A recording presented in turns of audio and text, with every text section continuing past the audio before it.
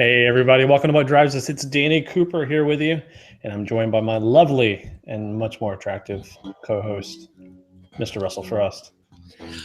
Why, thank you, Danny. That was so nice of you. It's episode 201, Russell. We've made it over the 200 mark. And do we get a prize or anything? I mean, have we, I don't think we get anything, actually. That's it. It's just welcome to the thing. You know, I won't comment about that splash of light on your forehead that... it won't go away. It won't. It's chasing you around the room. Danny's being harassed by photons, folks. It is, it's trying to punish me for having a show at 2:30 in the afternoon instead of a 9 o'clock regular show. Exactly. I guess we should, say something, acknowledge that, listen, my work schedule unfortunately has changed, and I can't do the show for this week and next week in the evening, which leaves out, sadly, all of our panelists who have fine full-time day jobs and can't do it. So Danny and I are the only two that are creatively unemployed. Well, no, actually, I'm employed. It doesn't matter. So here we are at 2 o'clock in the afternoon making episode 201 for you. That's right. So I'm excited. I haven't done a show with just you in quite some time. That pesky Tony Schaefer always becomes a part of it. And he's a co-host wannabe. He is. Oh! I probably shouldn't have said that on mic. Wait, are we recording right now? I was just going to say, what other deplorable thing could I possibly say when the mic is hot? Oh, you're in a basket of deplorables, Mr. Frost. I am the basket of deplorables. Well, let's just jump right in with some news this week. We've got something that actually came out this morning. Started to hit my email inbox. And it's slightly silly. I don't know. It's an interesting issue. The 2016 and 2017 Prius is being recalled. Total worldwide, we're looking at 340,000 units of Prius. Is that a measurement? I don't know, but that's how the USA Today article referred to it, as units of Prius. 212,000 in Japan, 92,000 units in the US because, well, let's be frank, if gas prices were higher, there would be more than 92,000 to recall. There's a parking brake issue. Toyota said in a statement, on the involved vehicles, there's a possibility that the parking brake could become inoperative. If this occurs and the driver exits the vehicle with the transmission in a gear other than park while the ignition is on, the vehicle could roll away, increasing the risk of a crash. Let's go over that sentence real quick one more time. If this occurs and the driver exits the vehicle with the transmission in a gear other than park while the ignition is on, the vehicle could still roll. It's as if everything we learned in driver's ed is true, Russell. I have to admit I'm on the fence with this. On one hand, I see the ridiculous nature of it. Like, honestly, if you're going to put the parking brake on and bail out of your Prius while it's still in gear. That's all I'm picturing is someone like driving and like rolling out of their car. Right. And then rolling under it so the car rolls over them and instant fatality. Because I think that's what this implies. There's like fatalities. They quote injuries and deaths and reports of crashes, injuries, and deaths. And I don't understand how, because the Prius's software doesn't allow you to turn off the car without having it automatically go in gear. In fact, it goes into park automatically. The park button. Yeah, I never use the park button. I always just put it straight and I just hit power and it turns off. You would have to literally like be driving down the side of the road, slow down enough to where you can be like, let's stop here, honey, and just use your foot brake, parking brake, emergency brake. And you would open the door, you'd immediately get a hazard warning if you open the door while the car is in gear. Right. But you exit the vehicle anyway. And you're like, well, like what? I can't even find a situation where this would need to occur. This is why I don't ever want to make a consumer product, because no matter what, someone's going to find a way to kill themselves with it. Yes. It's just odd. Now, on the other hand, let's talk about normal cars for a second. if I'm in my Chevy Malibu and it's in drive and I put the parking brake on, we'll assume securely, chances are, if I'm on level ground, the vehicle's not going to roll. Right. Much. But if I'm on a hill, it could certainly slip on any kind of incline. So again, I'm trying to figure out, like, under what circumstances this Prius just like takes off. This sounds like unintended acceleration. It does, but in a very weird set of circumstances. It's weird, and I don't really get what the clip is going to do. The fix here they talk about. Yeah, the fix they talk about is a clip that add clips to the top of the brake cable dust boots to prevent the cable from becoming inoperative. How does it become inoperative? What does that have to do with opening the door when the vehicle's in drive? It's like the cable. I'm really having difficulty understanding the logic behind this recall. But it is what it is. It will make news somehow, and la-ti-da. Yeah. Hey, whatever. Somebody, some lawyer, I'm sure.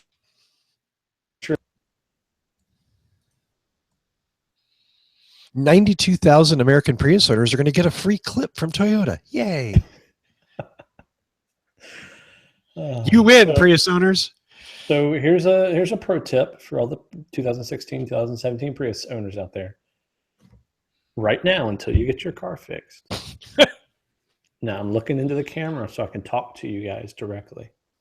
Do not pull over your car while it's still in drive or reverse and just roll out.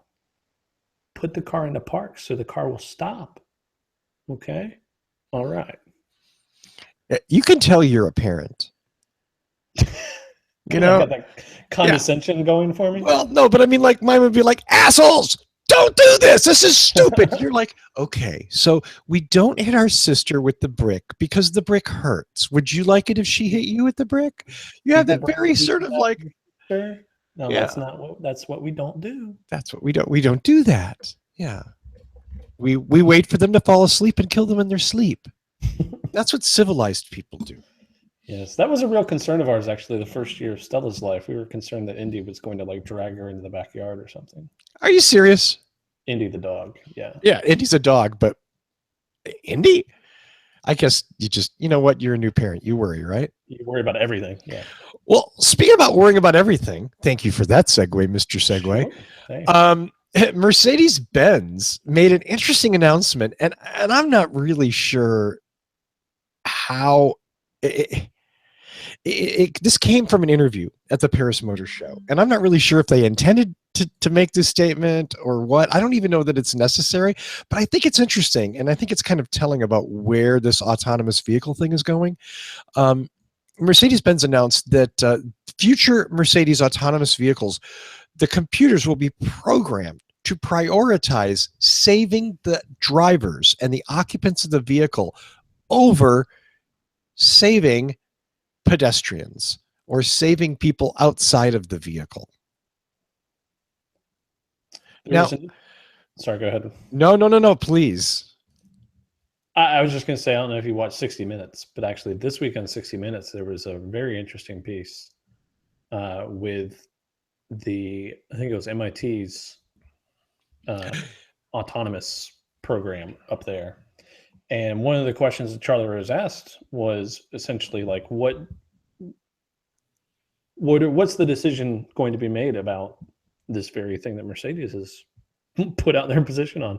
And the head of the MIT autonomous system or program there basically said that was going to be something that, God forbid, Congress was going to have to figure out. The moral leaders of the United States that they are.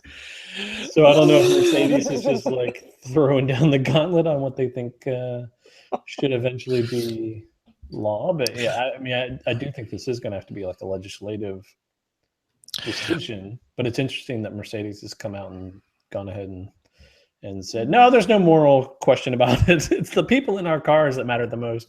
Because because they're paying the bills, right? It was. Exactly. If you're dead, you're not going to complete that 8 years of a car loan, you know? which is, well, I think that's the minimum Mercedes car loan these days, isn't it? 8 years? I forget. Car You know, loan, like a sure. That'd be a 15-year mortgage on your Mercedes. I think this is interesting in that it's absolutely natural. Let's be realistic. If a human's piloting the vehicle and the human gets to choose certain death by running into like an enormous steel spike or running down pedestrians, I'm going to guess that most humans are probably going to have that weak moral moment and run down the passersby. Yeah, but isn't it just like a natural reaction to avoid like debris in the road or whatever? You're going to avoid it, not taking into account velocity and angles and things that are nearby. You're just going to turn the wheel, and that could lead to the car flipping. And assuming that the autonomous systems are going to take all these factors into effect, or into consideration before they make the decision to just mow down the person in the road. Up on the sidewalk, folks, just run them down because those bodies will slow the car down to a safe speed. Don't need a parking brake in that situation. I guess, the part of this that bugs me, and the more and more doubts I have about the whole autonomous car thing, I'm almost feeling like we're chasing bad vaporware here. And yeah, I'm the guy who said Apple wasn't making a car, and I haven't been proven wrong yet. I'm clinging to hope. I don't think you will be. But I just, here's what bothers me about this. So the incentive for Mercedes is to build their vehicles tank-like. And for any decent, responsible manufacturer to build their vehicles as safe as they can for the occupants. That's not unreasonable. But I guess where this is going is that the logical conclusion to me seems to be make these cars as invulnerable as possible, and you take the safest choice in an extreme emergency situation to protect the occupants, no matter whether that means bumping another car off the road or running over people or whatever. That's a little horrifying. No? Am I being silly? I don't disagree. I mean, it's a horrifying decision no matter which way it goes. Well, and that, that's the other side of that, which is very, like, if it's a human driving and there's no computer involved at all, not even ABS, you know what I mean? Like, you're in the car with your kids. What are you going to do? You're going to run into that pole at 60 miles an hour? Or are you going to maybe shove that Chevy Cruze off the road? The Cruze is going, okay? If it's me. I mean, I hate to say it, what can I say? I'm sure they were nice people. Am I beating that up? No. I mean, I think that's just, it's a fascinating discussion. And it's crazy because it comes down to like the moral decision, and like, how do we program these computer systems to take into account human morality? Well, and humans are programming them, right? I mean, yep. Is there going to be like an opt-in self-sacrificial option? Like, in an emergency situation, yes, go ahead and sacrifice me and protect the public, Maybe just ask for your life insurance policy up front. that like all of a sudden when it comes up on the dash panel, it says, "Are you an organ donor?" Shit, damn it. Now I wish I wasn't, I mean, because the word harvesting is coming to mind. Yeah. Well, speaking of harvesting, Nissan has harvested some additional mileage and range in their 2017 Leaf S. Leaf S. So that's like all but the lowest trim. No, I guess even that one, right? Back up. Well, the Leaf S. Okay, so excuse me. It is the 2016 battery for the 2016 model. For the 2017 model, the Leaf S is now getting that 30 kilowatt hour battery. Right. So, they bumped it up 6 kilowatt hours. Yeah. So bumping up the range from what was it, 80 something to like 107? I think that's what it is. 84 to 107. Whoa, I actually got that somewhat You right. did. You were dead on, dude. And the price went up. Yay. Of course it did. Yeah. Base price of the 2016 Leaf S. This is the 2016 model. My apologies. I said 2017. With the 30 kilowatt hour battery and quick charge package is $32,450. So like, I don't want to get off topic right away, but can we discuss how practical that is? Is a $32,000 107-mile range Leaf? Does that compete in 2016, 2017? It does until December. After December. Okay. So I mean they're doing what they can right now, in other words. Yeah, I wonder what the reasoning behind this is. Oh, I mean, I think that's readily apparent, to not be so ridiculously outclassed if the Bolt is what Chevy promises it to be. But you're still at half the mileage. Yeah. Oh, for Like, almost literally the same price. half the mileage. Yeah. In a body style that is it's still cute as a button. It's practical, but it's old. You know, Nissan hasn't updated that. And let me put it this way: I applaud manufacturers for upgrading their batteries throughout the life cycle of the car without it having to be like a mid-cycle refresh. I think that's great. This car is what, a year and a half away from basically being end of life. I would. I mean, next gen. you would. Well, yeah. I mean, I don't know if this is. I mean, isn't 2016 Leaf 2.0 supposedly? I get confused, honestly. I thought this was the new Leaf, and it looked exactly like the old Leaf. It just had some new electronics in it. Is there still another new Leaf coming out next year? 2018, I think, is when the whole new Leaf is supposed to be coming out. So I stand corrected. People are hoping that it's going to be based on this crazy body style, a little bit more sporty looking, that I think has been kind of leaked more in Japan press than US press. And let's be honest, the next Leaf has got to be 200 miles, right? Yeah, I think so. I mean, it has to cost $15,000. given the looming Model 3, that's the gorilla in the room that doesn't exist yet, but that's what lots of people, you, have ponied up for. And then stuff like the Bolt, again, assuming the Bolt does what Chevy says it's going to do, a 200-mile Bolt. All of a sudden 80, 100 miles isn't all that impressive. No. Go ahead. I was just gonna say I don't know what this does for them. Someone like Patrick might know, like, specifically the strategy behind this, if it has anything to do with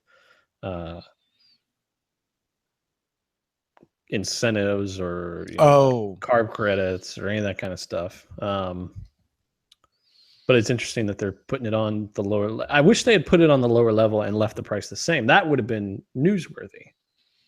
This is like, we're putting on the lowest level and we're increasing the price by like $3,000.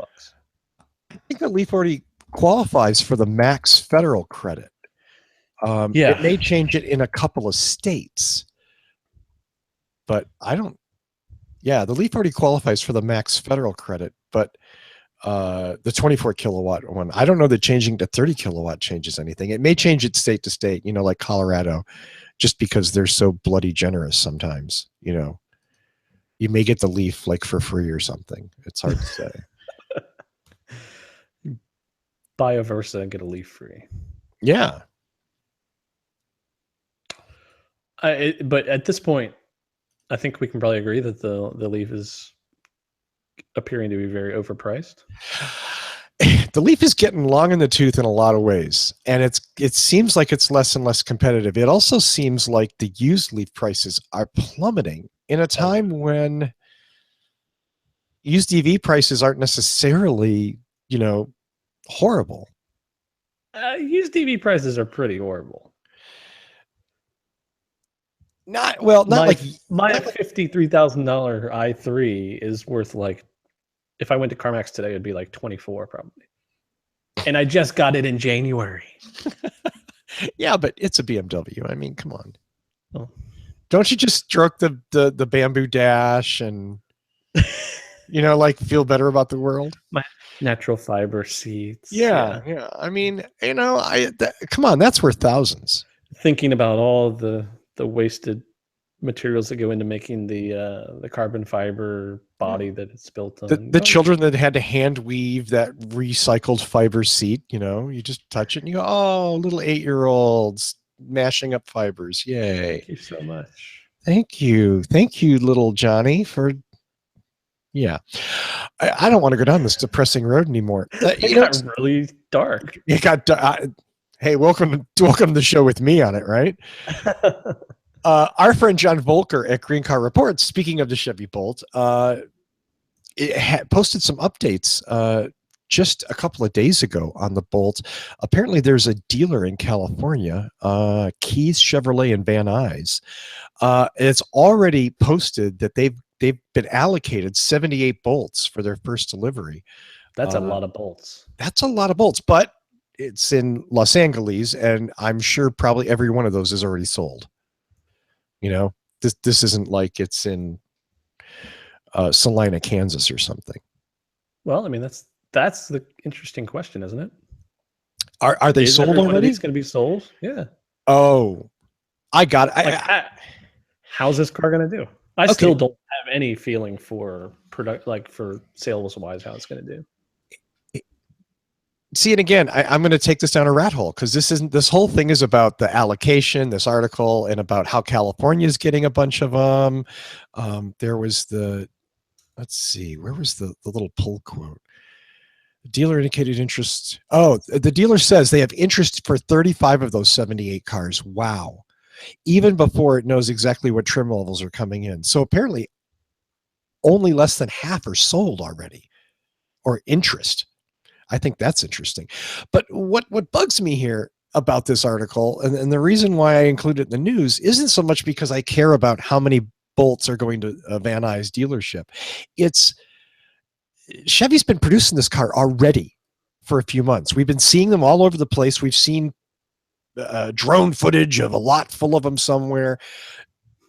Why? Where are they? What's going on with them? Like, what allocated? Like what's been so long to get 78 of them out to California? Yeah. I mean, and there was another thing that dealerships in California, Oregon are going to receive Bolt EV cars in the first wave of. Why? What is there only like 200? Is there something else? This is why I say, like, I have a hard time sometimes with GM coming to them and going, I believe you because you were right on the Volt. You guys delivered what you promised, and the Volt's a great vehicle. This already is like, you guys have been making this car for a couple of months. You're talking still about not delivering it until December, which is a few months away. What, can you only make like 10 a month? I mean, you've got a whole factory that's making these damn things.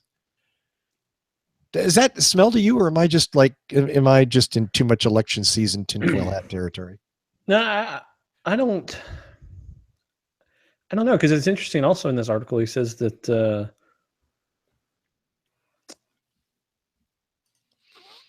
car maker still hasn't said for sure when the first Bolt EVs will be shipped to dealers for sale to the general public.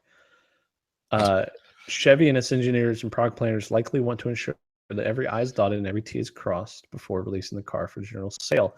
That would be, as the dealer told hybridcars.com, the same thing that Chevy did with its initial deliveries of the Volt back in late 2010.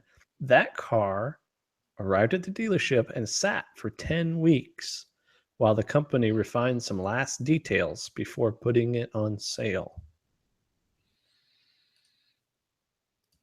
I don't remember that. Did you remember that? No. I didn't. They shipped Volt and it sat for 2.5 months because they were working on final details? Yeah, that doesn't make any sense to me. That's weird. I don't remember that. I'm not saying it's not true. It's just I don't remember that. Because at this point, they haven't even announced any of the model like trim pricing, have they? Right. No, I think they just announced an initial price. Yeah, an initial price, and it's coming, and it's got 200 miles of range. I hope this isn't a Volkswagen story. You know what I mean? Like, oh, Chevy, no, you didn't really do that, did you? You know, it really only has 110 miles of range, and you know. I don't think it'll be like that. No, I don't either. I hope not. But Uh, forgive me for not having a lot of faith. Pretty interesting though that they got 78 in their first allocation. That's a high number. Well, and again, though, they've got this factory pumping these things out. I would assume, or they're doing something, for God's sakes. You know what I mean? Like, we've been hearing for 3 months, this car's ready. Well, This car's coming. Just as I mentioned that we don't have any Bolt pricing details, guess what, Russell? What? We have some Bolt pricing details. A little bit, yeah. A little bit. You meant well. Inside EVs has gotten some information. Starts with the $37,495 price, which we knew. The Bolt EV LT, which is the base model. Yeah, these are kind of confusing. I know, that's what I mean. Like, it's information, but it's not super informative. Right. Like, it doesn't give you pricing on the actual packages. It says that the Premier trim starts at $40,905, and then it's got these like different packages that you can add on to. Oh, I'm sorry. So this is fairly decently clear. The Bolt EV LT, which is the base, is $37,495. The Bolt EV Premier is $40,905. Which I don't. Why does everybody keep calling their packages with P words lately? It's ridiculous. Got the Prime. I've had enough of the P word this week. Yeah, enough P word. You can add driver confidence package, $495. Comfort and convenience package. I just, so without the comfort and convenience package, the car's like uncomfortable and difficult. I mean, well, and without the confidence package, I would have no confidence in this car. Exactly. I'm afraid that if I open the door and the car's in drive, it's going to keep rolling. Yes. Oh wait, that's something else. You know what pisses me off? They're charging $400 for paint. Toyota does that now. It doesn't mean I'm happy about it from them either. You know, I just like really $400 for premium paint. I wish they wouldn't make DC charging an upcharge. That should be standard.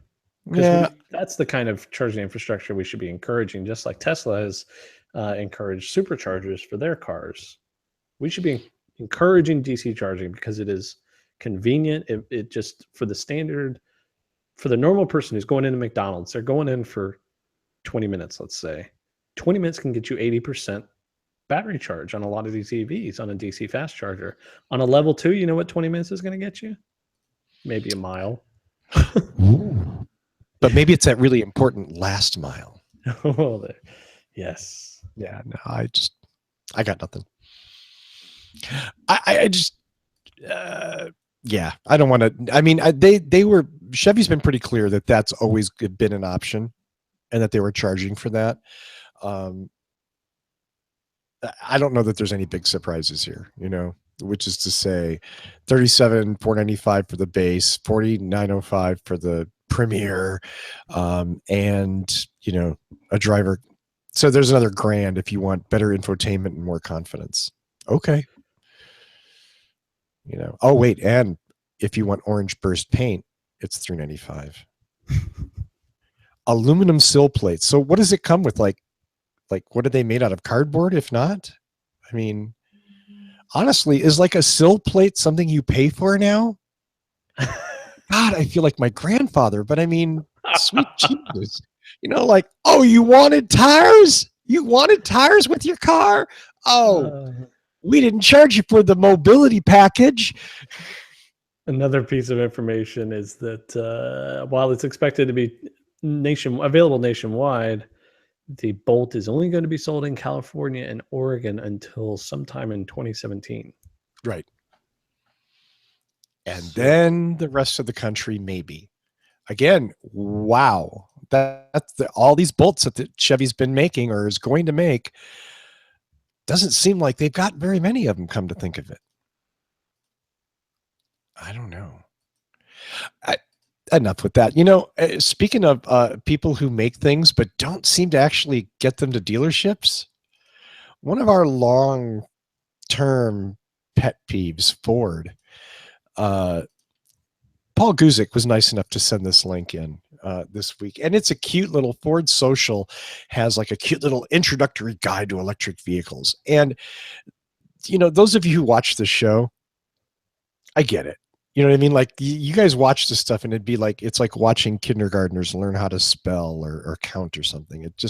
It's really, really like way below most everyone who's seen the show. But understand that if you mix around out in the general populace, there's still, I'm going to go out on a limb here and say a majority of people who have no freaking idea what any of this crap is. None. Plug-in hybrid, EV, hybrid, whatever. It's all golf carts to them. It's all just like, it ain't my F-150 to them. So this is important in a way that it does help educate, hopefully. Obviously, Ford wants to do everything to get as many people as they can to read this page and visit it. The link will be on whatdrives.us, so you can check it out there. My biggest complaint with this is that Ford is one of the biggest compliance companies. They make these cars, they show them at car shows, and they don't send them to dealers, and they don't care. They don't really work on them that much. Their whole involvement in alt cars has been tepid at best. So it's interesting that here they are launching this social media educational thing to what? Sell Ford Focus EVs that nobody can get? Are they trying to help sell Prius Primes? Maybe that's it. Yeah, that's a good question. Like what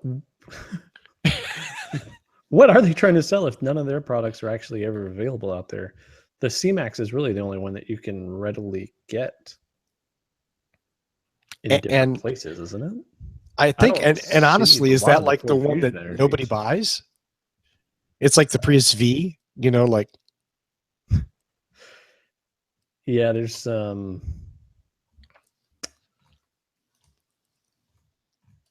is interesting. Every time I think about Ford's EV push, I think of our time at Plug-in in Raleigh. Yeah, in Raleigh, and they had the Ford. It was the Focus EV. The Focus, yeah, the Focus EV, sitting there, and it's sitting on a show floor, right? What do you do on a show floor car? You poke around, you open up everything, you look through it, and Russell and I made the mistake of opening up the trunk and yelled at quite rapidly, because that trunk is tiny, and I guess they didn't want anybody to see it. When Danny says tiny, he's talking about they had brochures that were filling it, remember? Yeah. There's a box of brochures that, I don't know, 12 by 18 by 18 maybe, and some had spilled out, but there wasn't a whole hell of a lot of room for much else. Maybe a 6-pack. It was, I don't, again, my issue is that, so Ford spent money on this to build this page and to make these videos, which is cool and laudable, yet they're really at the back of the pack when it comes to pushing these vehicles. Now, they do say they plan to invest over $4.5 billion in electrified vehicle solutions between now and 2020. What does that mean? It's a great question. This is like just be investing it all in Tesla. Yeah, exactly. This is like my current most hated commercial. And I don't know, I get very few commercials because I stream everything. So I'm a little out of the social thing. But have you seen this Aerosmith Walmart commercial? Where Walmart talks about investing $213 billion and creating 1,000 jobs and blah, blah, blah, blah, blah. And you read the small print and it's all from some bullshit consultant that they paid to say exactly what they wanted to say. And it's basically just Walmart's going to buy $200 billion worth of crap from companies who are going to employ people, which is what they would have to do, or they would go out of fucking business. So they're not really doing anything. In fact, what they're doing is they're promoting. When I hear that Ford's going to do, blah, blah, blah, $1 billion between now and 2020, I think, what? Tell me you're going to actually build an EV and send 10 to every dealership. And I'm going to go, whoa, okay. I'm impressed now. Well, it's like Toyota. I hope that Toyota's got some super secret program going on that they're keeping very, very well hidden from the public, and that's going to be their EV program that they're going to shock everyone with. But do I But think that actually going to happen? someday we'll be forced to let go of that fantasy and live in reality Yeah. and go, turns out they really did think hydrogen was the way forward. Oh, well, Russell, you're the next one's kind of it was your submission, so I'll let you introduce that one. Oh, well, thank you. Gosh.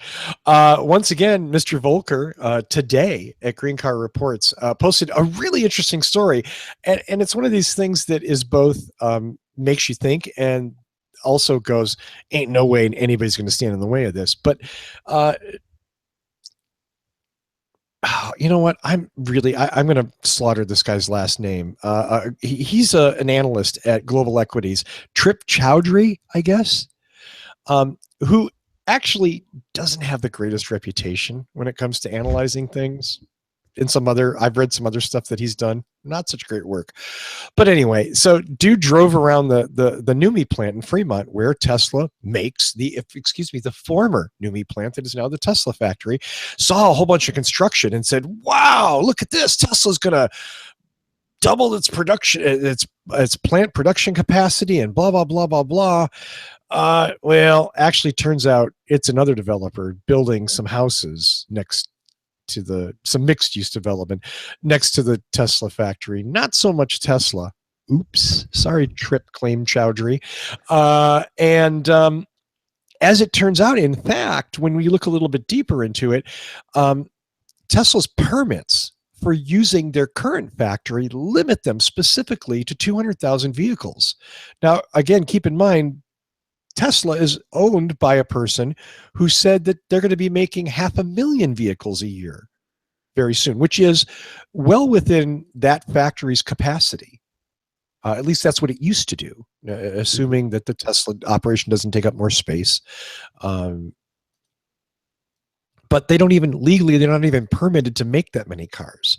Now, do I have any problem seeing Tesla going to the state of California or Alameda County or wherever and saying, hey, we want to make more cars. You guys have a problem with that? And they'd be like, no, here, I mean, I don't think the permit's a big deal, but it is interesting that, they don't appear to be actually ready to make 500,000 cars.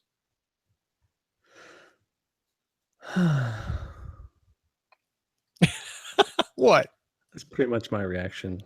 Oh, is this like a big meh to you? Who cares? No, it's a big sigh. It's like there seem to be a lot of obstructions in the way of Tesla actually being successful in producing the Model 3.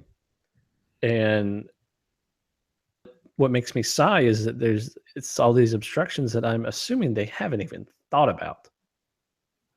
And that, dare I say, amateur level of automobile manufacturing scares me, especially after the poor production of the Model X so far that they've had to overcome.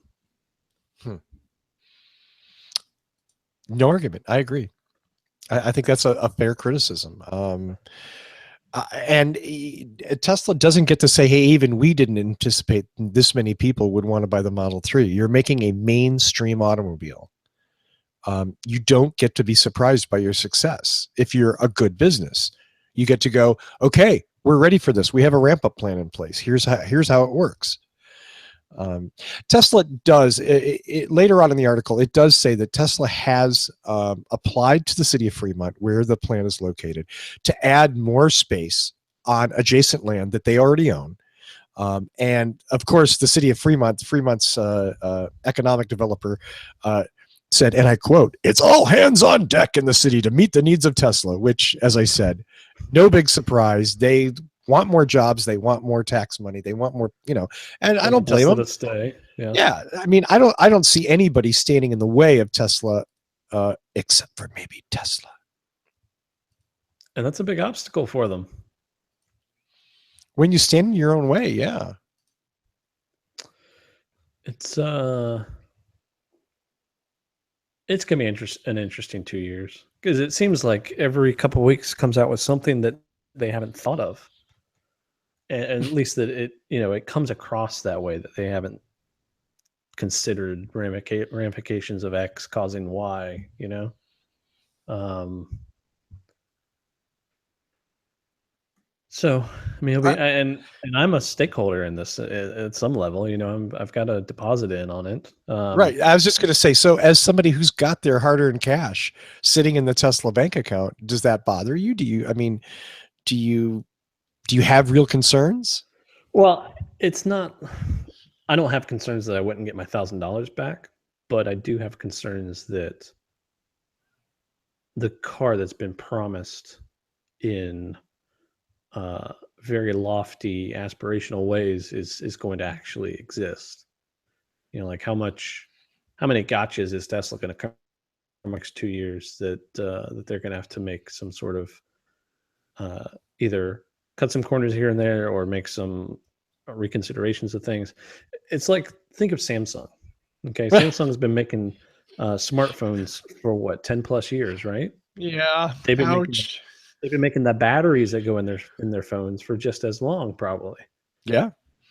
And yet, what their flagship launch of their latest product has been completely mired and basically destroyed at this point by a battery that they produce and that they had control over that somehow got past them. And it's unfathomable how it got past them. But it's that sort of thing. Like, they are a gigantic company that is used to producing those things, and they had a screw up that has caused them to completely shut down an entire product line that they offer. Now, just imagine if Tesla went around one of these obstacles, one of these gotchas that they're going to come across in the next few years. Imagine if they cut the corner on just one of those as an auto manufacturer today versus when GM or Toyota was getting started. It's a much different atmosphere. You can't just ignore some of these obstacles. You have to take them all head on and solve them, or you're going to have major issues down the line. Like, think of the Tesla, the gull-wing doors on the Model X times infinity, right? Yeah. No, I mean, I think you bringing up the Note 7 is so interesting because I was just sort of pondering that and doing some reading this morning. I mean, the idea that a company the size of Samsung has killed its flagship product, killed it, done, discontinued, over. I mean, it's unfathomable. I don't understand how that happens. How many checks and balances are not in place to allow something like the Note 7 and then the revamped, the fixed Note 7 to both fail in the exact same way? What kind of catastrophic internal failure is that? How do you describe that? Mm-hmm. And between you and I, just because I had to go here, right? I mean, if this was Apple, can you imagine the news? And right now, the whole like Samsung Note 7 thing is like the biggest nothing burger. A few tech sites and blah blah blah blah blah. It's just whatever. Who cares? But nothing, no commentary about it at all. If Apple canceled the iPhone 7s Plus because it was blowing up, it would be on every newspaper. It would be on every news show. Apple's enormous failure. I think if you're not seeing the Note 7 news, and you're not looking for it, Russell. I may not be. It's definitely out there. Like commercials, I miss the news and stuff like that. But I see it, but I don't see anytime you're getting on a plane and they tell you if you have this specific model of phone, like, that is not good for your brand for them to be saying that. And it's funny, I actually heard a rumor going around before the Apple launch, the iPhone 7 reveal, that they were going to have to delay when that was going to be available because they were using batteries from Samsung. So there was that rumor that was going around. So anyway, my point is just that you have all these components coming together, and Samsung, which controls a vast majority of what they are putting into their phones, even they can screw it up after all this time and have a complete meltdown of meltdown. Sorry, I didn't mean to use that play on words. And they're looking at what, a $2.4 billion loss or whatever. There's a reason, something enormous. Yeah, and there's a reason that Tesla's stock is like sitting where it's been sitting the last few months. And there should be a massive amount of hope and joy around the number of pre-orders that they have on this Model 3. But in reality, until they can actually prove that they can produce this vehicle in a quality manner, in a quality way, in a timely manner, there's going to be a lot of questions. Okay, I was going to look this up and be really cool. Okay. Yeah, I looked it up. I didn't know the date. Okay, so while we're on this topic, what's Elon going to announce on the 17th? I'm going to guess like some of the models or something, some of the features, the trim levels or something. So you think it's a Model 3 announcement? I assume it is. Because I think there's some sort of Model 3 autonomous announcement. See, I feel like there's a lot of maybe it's just journalists, and we know that journalists are different. They're a self-selected subgroup that is not representative of everyone, right? We've talked about this with hydrogen. You mentioned it last week. Yeah. Why do car journalists love hydrogen cars? Nobody else does, but car journalists love hydrogen cars. It's weird. I've heard a lot of talk. It's going to be Model Y. It's going to be a truck. It's going to be blah, blah, blah, blah, blah. And I got to think that Elon would be like criminally insane to talk about anything but Model 3 at this point. You know what I mean? Yeah, they need to keep their eye on the prize, or they're going to be looking like they're a toddler. Right. Just scatterbrain toddler. Right. Exactly. Just like, here's a new shiny thing. And that may be fine if you're making smartphones, but if you've got 500,000 reservations for a new vehicle, you better damn well be like making some progress on it. He does call it a product unveiling. Well, so unexpected by most. Is this the final version of Model 3? A product unveiling. I don't know. Maybe it's gonna be something smaller, like some sort of a new power wall or something. Yeah. It's the Tesla Power Strip. $39.95. Order them now. Made by Monster. Yeah. Oh, ew. Ick. Speaking of monsters, and this is kind of your sort of field more than mine because it involves numbers, and we all know that I'm not so good with that. Awesome. But Inside EVs was reporting that Tesla's hit 45% EV market share in September for the U.S., 31% for 2016 overall. That's pretty impressive when you own almost half the market in anything. Well, I shouldn't say anything. If it's a market that's not selling, it's not that impressive. But it's certainly Tesla's doing well, arguably, selling S's and X's. There's a hell of an argument there because this is all conjecture. Well, all conjecture. And this is I don't like talking about Tesla sales numbers because it's just all conjecture by sites like Inside EVs that makes these assumptions based on sales data. They basically take sales revenue and they kind of divide it based on how many cars they think they sold and each model that they think they sold. And none of it's based in like actual numbers that the manufacturers put out. Right, because Tesla doesn't release any sales data. Yes. So okay, it's questionable from that perspective. But if in fact they sold 7,500 Model S and Model X in September, that's wow. Because you know how many the Prius sold? Like 9,000. Yeah. And Prius is a mainstream $25,000 car. As opposed to a non-mainstream $80,000 to $120,000 vehicle. Yeah. So I don't know if they're gathering this data based on like continued declines in other luxury brands, or what. I mean, there's lots of different ways you could come up with these numbers. But I do, based on those numbers, they've got to be eating into a lot of luxury car manufacturers' sales. I think when you have Mercedes talking about, electrified, computerized vehicles, clearly somebody's motivated. Somebody's seeing sales walk away. So, interestingly enough, well, finally, Danny, do you want to do this, or do you want me to? I'm going to let you do it because you seem to take great joy in talking about this company. Wow, that almost makes me feel guilty. You know what I mean? Like I'm just, wallowing in someone else's misery. Anytime an article has an image as the head image is, and the caption is rendering Right. of XYZ's site. Anyway, go ahead, Russell. Yeah, no.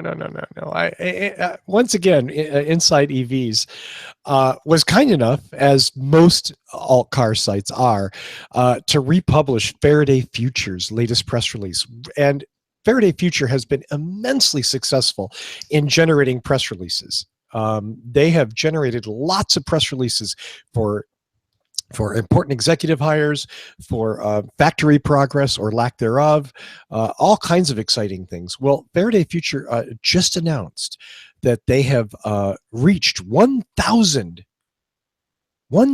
employees. Now, that is a lot of employees to be. That's a lot of people sucking off that Chinese billionaire's teat, eh? Yeah. I maybe that was not a good image for me to draw, but I mean, and again, only so far, the only thing they've successfully produced is press releases. Here's why I included this. And cheers to Eric Loveday at Inside EVs. I don't know you. I'm sure you're a fine individual. I mean nothing personal by this, but I'm sorry. I got to read this paragraph. And I quote, clearly, it is kinda, okay, number one, if you're a writer and you say clearly, it is kinda, you've already lost me as a reader, okay? And I'm not like Mr. Grammar, Mr. Punctuate, I'm not that pedantic guy. But kinda, sorta. It's kinda, okay? Honestly, you get paid to write. Just write kind of, or find some other way to say it. Anyway, let me go back to the article. Quote, clearly, it is kind of ridiculous now to say that an automaker with 1,000+ workers is working on nothing at all. So let's drop that vaporware status and ready ourselves for some big reveals coming from Faraday soon. To which I would have to say, Mr. Loveday, what the hell are you talking about? Are you insane? The number of people who've managed to get hired by this company have nothing to do with them actually still not having a factory, not having a design, not even telling us what it is they're making, other than like in flowery 22nd century language telling us that they're going to change everything about everything. What are they doing with 1,000 people? It just seems like a massive number of people. 75% of Faraday Future's employees specialize in engineering and R&D. That is engineering what? Shitload of engineers. Yeah, associate director of government affairs. I mean, they've got all these people that they've hired. Chief designer of color, materials, and finishes. I mean, honestly, and I get the whole we don't want to tip our hand too early, and we don't want people to copy us because we feel like we're doing something different. But we've seen what was described as the mule for their vehicle, and it looked like a freaking Prius. Okay, I'm sorry, it looked like a Prius, a C-Max. It was a generic, low coefficient of drag design. It was nothing different. It was nothing new. And maybe they did that intentionally to be misleading. But what I didn't see there was something that was game changing. What I saw there was pretty boring. Well, they're doing it with 1,000 people, so it's kinda got to be turning into something. Are we the suckers for just not being hired by them? It seems like everyone else has. I have no engineering skills, so that's probably why. Yeah. I don't know. I don't know what to say to this, but hey, cheers to Faraday Future. Our best wishes that they will actually produce something and be a great company. And I will look forward to being embarrassed by all of these otherwise Faraday Future vaporware rants, which until they prove otherwise, pretty much stick. It'd be great if they did. I mean, if they prove otherwise. Yeah. I would like for them to. I take great pride in being wrong about the Volt. You know what I mean? Like, because I used the information that I had at the time and looking at what they did and evaluating, and we were right at the time. We were dead right. That first Volt design was foolish, and it was apparently foolish by looking at it. And then Chevy changed their tune and changed the vehicle, and I think everybody here was happy to get 100% behind it. It's this bullshit smoke and mirrors thing that, you know, like, oh, their FF01 race car thing, whatever, you know. Yeah, I'm sure Formula E races are going to make the difference for these guys. That's where all the money is. Yeah. Oh, yeah. And racing, I ain't going there. That's it, Cooper. We did it. No, I don't disagree. Be an interesting company. Them and Tesla will be interesting to watch over the next few years because of what we talked about earlier with Tesla's various obstacles in front of them, and with Faraday's lack of anything to show for themselves so far, it'll be interesting. I mean, it'll be very interesting. I don't know. I can't imagine what they're going to do to redeem themselves, but I hope they do. Like I said, I will happily apologize. You know what it reminds me of? I remember like 5 or 10 years ago, there were all these tech companies that were coming out that were engineering solutions, but not really making products. And they were basically just like making themselves into acquisition baits. Right. Company like Google would buy them and they would turn their video solution into Hangouts, which is what we're using today, or into remember YouTube was an independent company before they sucked at promoting their actual product, but they had a great idea and they had some engineering behind them, and so there's a list of those over the last 10 or 15 years that's occurred. And I don't know, maybe Faraday Future is just one of those companies that's focused on creating solutions that they can then make themselves an acquisition to someone else, to a big boy.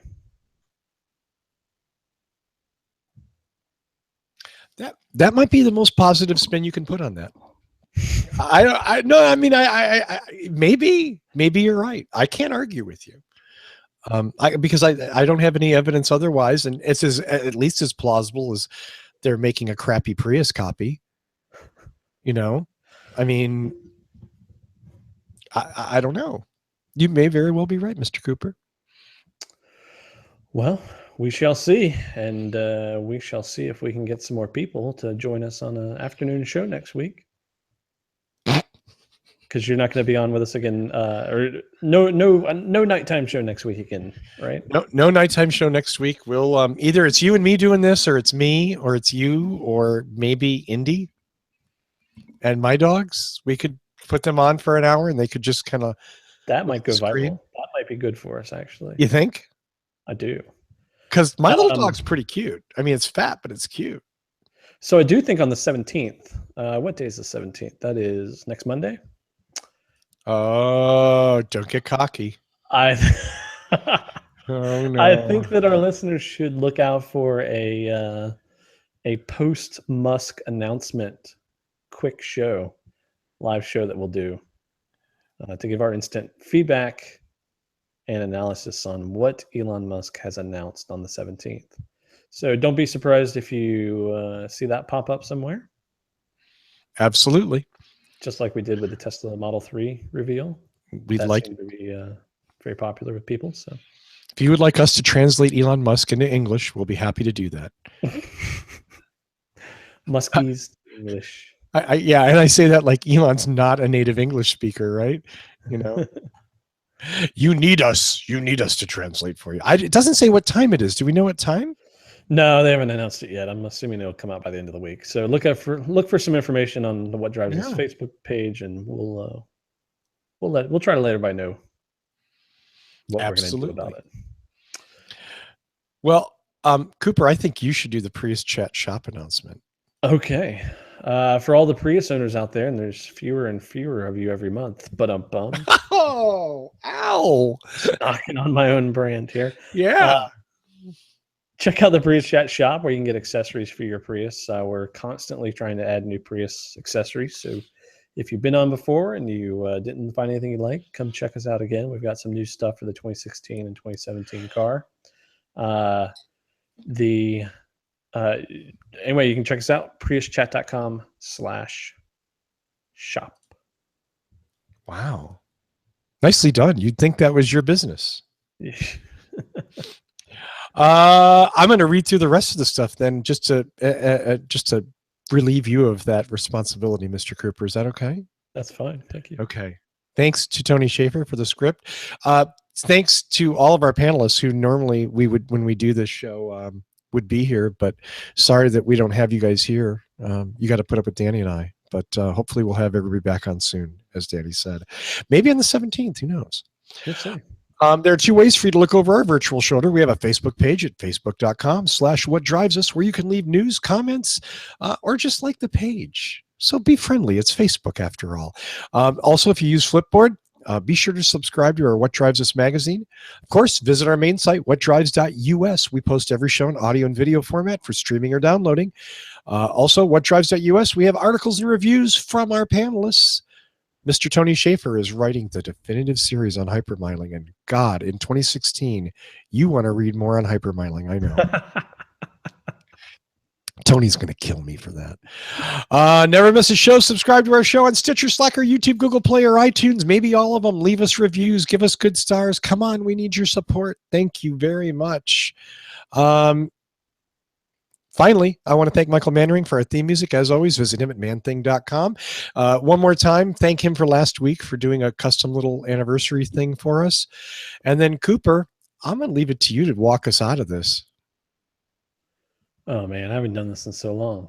I know. Do you need a script? Do you want me to? I need the script in front of me. Yeah. I'll send it over to you in the chat right now. This is how we do the show, live and totally completely unprepared.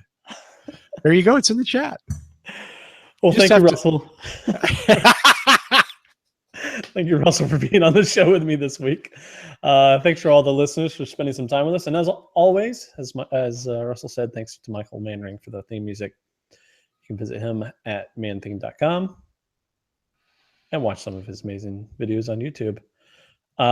That's it for this week's episode of What Drives Us. Check us out next week. There it is. I was going to wing it. I forgot to send him the last line. Totally accidentally. My mistake. Post, colon, and then nothing. Exactly. That was cold. That's all for this week. Make sure you tune in or download us next week and find out what drives us.